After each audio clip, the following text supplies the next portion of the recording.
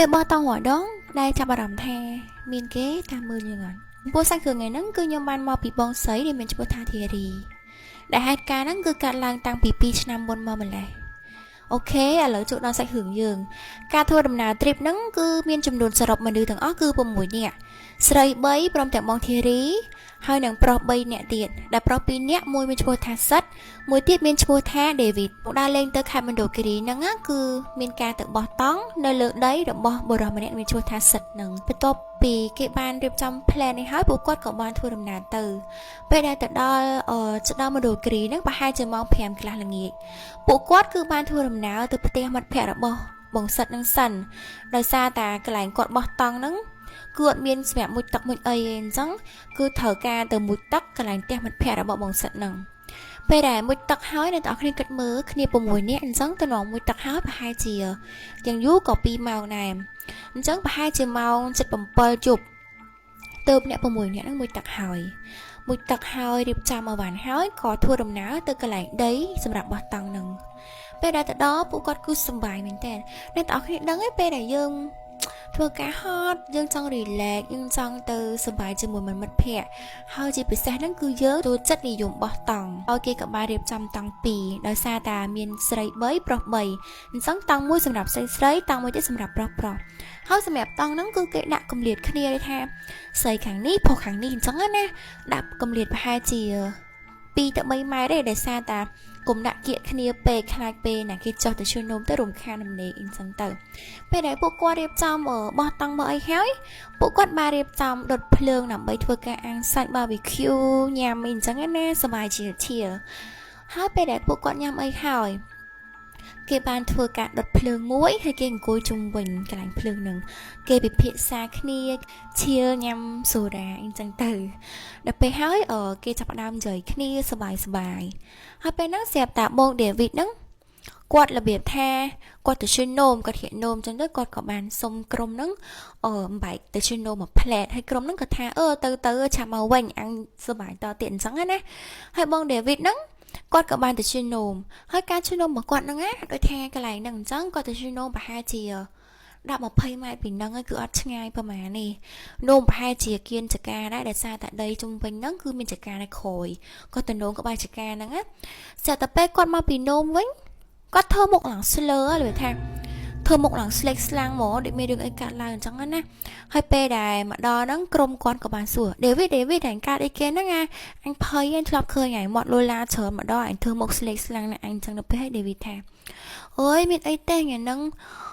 យើងរៀងអត់ស្រួលខ្លួនមកជីឡានឆ្ងាយអីអញ្ចឹងទៅយើងរៀងអត់សូវ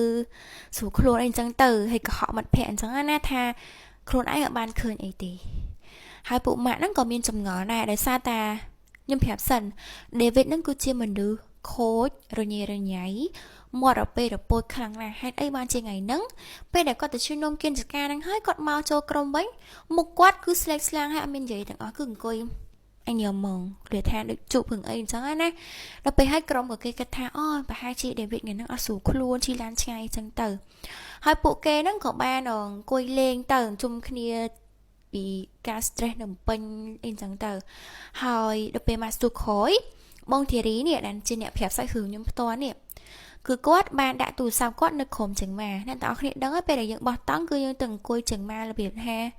អានស្បែកដកហើយគាត់ទុកទូរស័ព្ទហ្នឹងនៅក្រុមចឹងមកហ្នឹងហើយពេលហ្នឹងគាត់លូកដៃយកទូរស័ព្ទស្រាប់តែពេលដែលគាត់លូកដៃយកទូរស័ព្ទហ្នឹងណាគាត់ហត់ឃើញអ្នកទាំងគ្នាគាត់ព្យាយាមលូកស្រាប់តែដៃគាត់ហ្នឹងប៉ះដៃមួយទៅជាក់មែនតើពេលហ្នឹងក៏ភ្ញាក់ឡើងធូរចេះ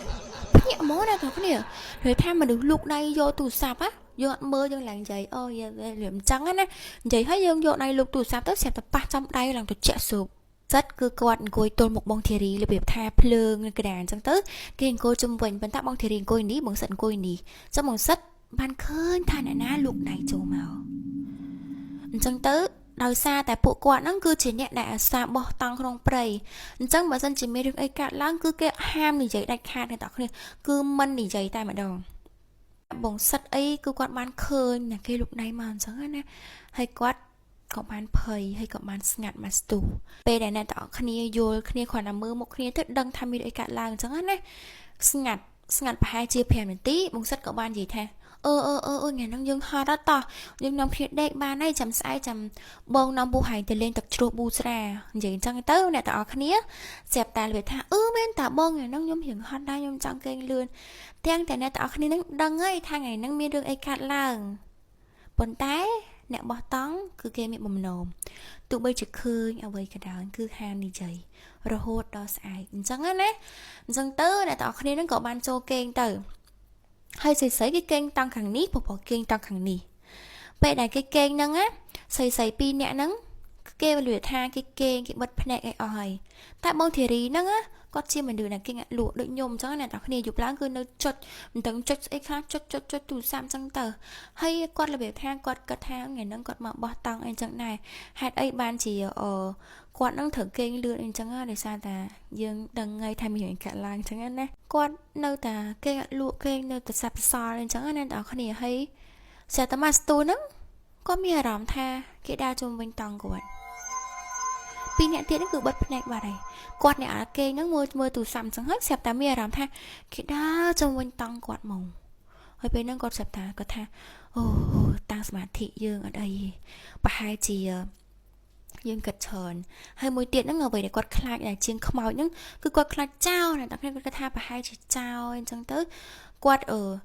យកទូរស័ព្ទហ្នឹងរៀបឆាតទៅបងសិតហ្នឹងណាដែលគាត់រៀបចំកម្មវិធីមកហ្នឹងគាត់រៀបចំឆាតទៅស្រាប់តែរៀបចំឆាតទៅហ្នឹងស្រាប់តែតង់ហ្នឹងអ្នកនរគ្នាមានស្នាមកបិតមួយកំពុងតែឆូតតង់ហ្នឹងចេះរបៀបថាឆូតតង់ហ្នឹងតែឆូតអត់ឲ្យដាច់ទេរបៀបថាឆូតបន្លាយរបៀបថាងើឆូតណាអ្នកនរគ្នាឆូតក្រោយក្បាលគាត់ដេកហ្នឹងអញ្ចឹងទៅស្រាប់តែគាត់ភ័យអ្នកនរគ្នាគាត់រៀបចំទេទៅបងសិតមែនតើនេះហើយស្រាប់តែពេលរៀបទេទៅលេងបងសិតឆាតជួគោរពថាអ្នកទាំងអស់គ្នាអើយរៀបចំអាវ៉ាន់ណាសំខាន់មកយើងត្រូវចេញទៅឥឡូវហ្នឹងយប់ហ្នឹងគឺយើងដេកកើទេតោះលឿនឡើងចាំមកយកគ្រាន់តែប៉ុណ្្នឹងណាអ្នកទាំងអស់គ្នាហើយស្រី2នាក់ដែលដេកនៅចិត្តបងធីរីហ្នឹងគឺតែពិតគឺគាត់ដេកគាត់តែសងំអញ្ចឹងណាស្រាប់តែបងសិនហ្នឹងគាត់មកជួយបើកតង់ស្រីហើយយកស្រីឡើងឡានវូតអញ្ចឹងណាអ្នកទាំងអស់គ្នាហើយជិះឡានទៅដល់ក្រុងហើយពេលដែលជិះហ្នឹងផ្លូវគឺស្ងាត់មែនតើអ្នកនរគ្នាដោយសារតែអ្នកភូមិគឺគាត់គេងអស់ហើយមួយសិតហ្នឹងគឺបានបើកឡានយ៉ាងលឿនជាទីបំផុតទៅរកផ្ទះសំណាក់គេងដល់ផ្ទះសំណាក់ហ្នឹងណាពួកគាត់បាននិយាយគ្នាអេអញឃើញអ្នកអញអត់តួស្រីហ្នឹងតង់ថាហែងមិនឃើញដូចខ្ញុំអត់ខ្ញុំឃើញគេយកកបិតឆូតអីចឹងទៅស្រីហ្នឹងគាត់ថាខ្ញុំឃើញមកខ្ញុំឃើញអីចឹងទៅហើយពេលហ្នឹងបងធីរីក៏បានសួរមួយសិតដែរហេតុអីបានចេះហៅពួកខ្ញុំឡើងមកឡានលឿនម៉េះសិតអញដឹងដែរមែនដល់ពេលសិតហ្នឹងថាខ្ញុំដឹងដោយសារតែមុនហ្នឹងគឺខ្ញុំបានសួរដេវីតថាហេតុអីបានជាដេវីតហ្នឹងគឺគាត់មកជំរុំវិញទាំងមុខស្នេកស្លាំងពេលហើយដេវីតនិយាយថាពេលដែលខ្ញុំទៅជួយនោមហ្នឹងណាខ្ញុំបានឃើញបរិះម្នាក់ស្លៀកកម្មាដៃកាន់លពាក់អាប្រដាប់កាប់ថ្នោតកាប់អីហ្នឹងអ្នកទាំងគ្នាដើរតម្រង់មកពេលដេវីតហ្នឹងហ្មង